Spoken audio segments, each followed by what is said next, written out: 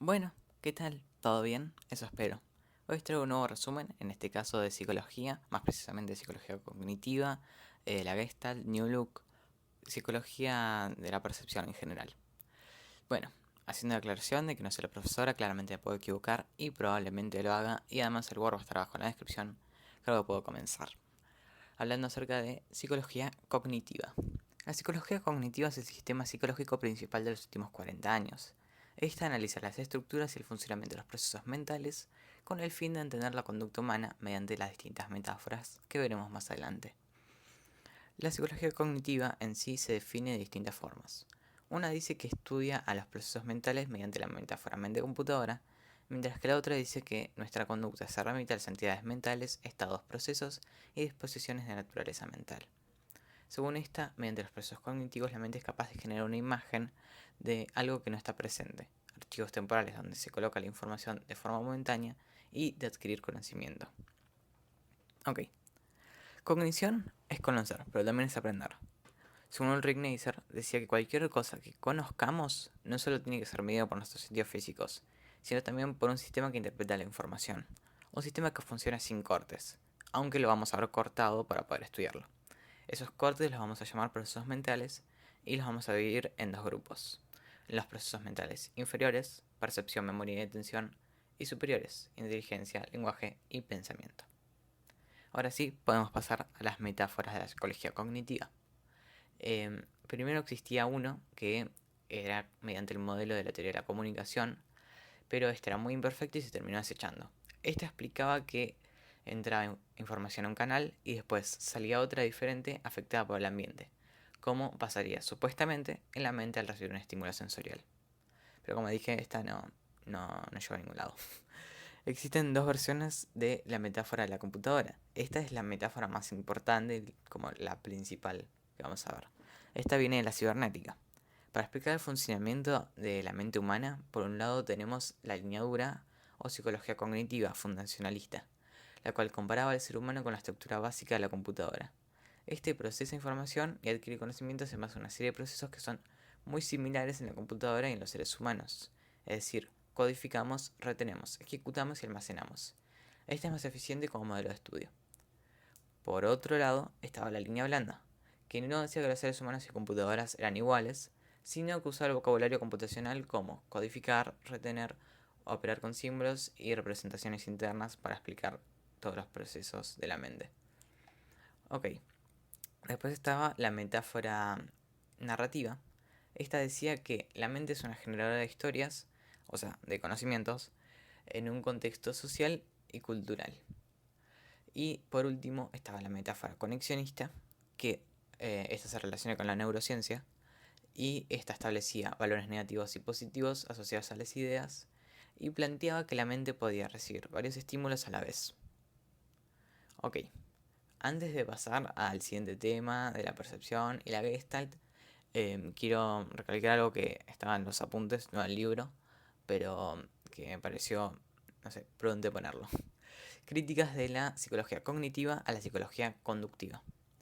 Ok, esta era antimentalista, o sea, la conductiva, decía que no había mente. Esta era conexionista, es decir, que decía que no había nada entre estímulo y respuesta. Y por último, decía que era reduccionista, es decir, que veía la conducta como fenómenos aislados, pero la conducta siempre tiene que estar en un contexto. Ok, ahora sí pasando al tema principal de este resumen y todo esto, la percepción. La percepción es un proceso mental básico en el procesamiento de información. Este nos permite captar qué está sucediendo mediante los estímulos. Este nos permite evaluar la realidad y darle un significado. Ok, ahora la teoría de la Gestalt o psicología de las formas. Esta nació en contraposición al elementalismo. Lo principal que decía es que los elementos de la realidad no están aislados, sino que forman parte de totalidades significativas que lo contienen.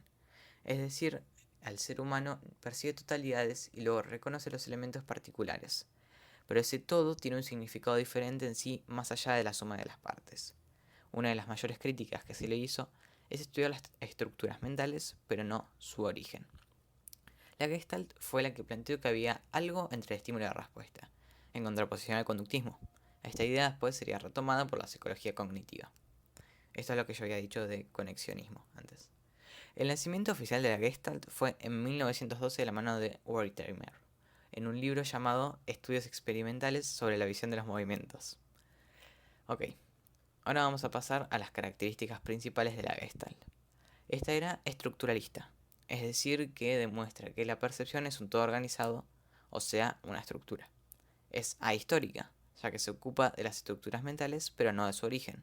Es dinámica, ya que el enfoque de nuestra percepción cambia continuamente, y es antiempirista, o sea que dice que lo importante es el contexto actual y no las experiencias previas, como si lo hará la New Look, que es lo que veremos después. Ok, los principios de la Gestalt. La Gestalt tenía dos principios principales como básicos.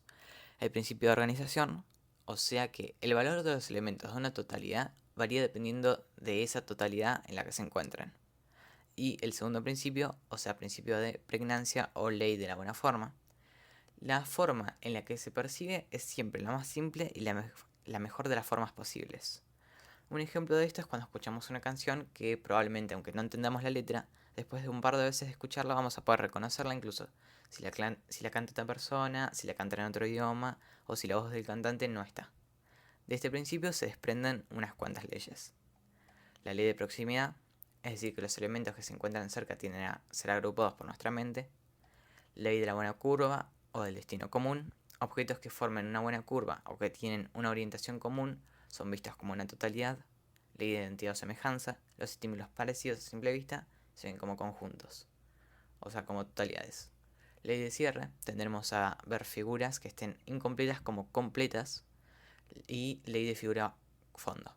Nosotros vemos un objeto principal y un fondo que contrasta. Cuando este contraste no es claro, la percepción tiende a fallar. Ok, terminando con la Gestalt podemos pasar a New Look. Para hablar de New Look primero tenemos que dar un contexto. La percepción es activa, ya que, por ejemplo, cuando aprendemos una nueva palabra, es muy probable que la empecemos a escuchar constantemente. Eso se debe a que estamos predispuestos a recibir este estímulo. Además, la percepción humana siempre está en relación con su personalidad y sus intereses. Todo esto llevó a un grupo de psicólogos estadounidenses llamados Brunner y Postman a crear una nueva concepción, la creada por la Gestalt.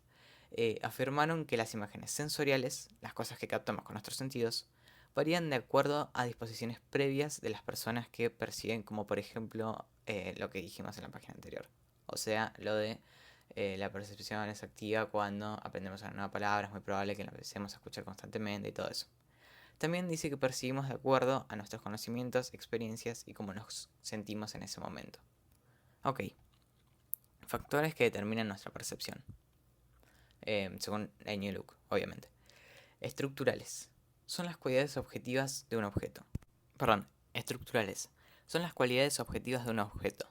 Las propiedades que se relacionan con aspectos biológicos. O sea, si pones a 100 personas sobre una tabla con 4 patas, una en cada punta, probablemente los 100 vean una mesa.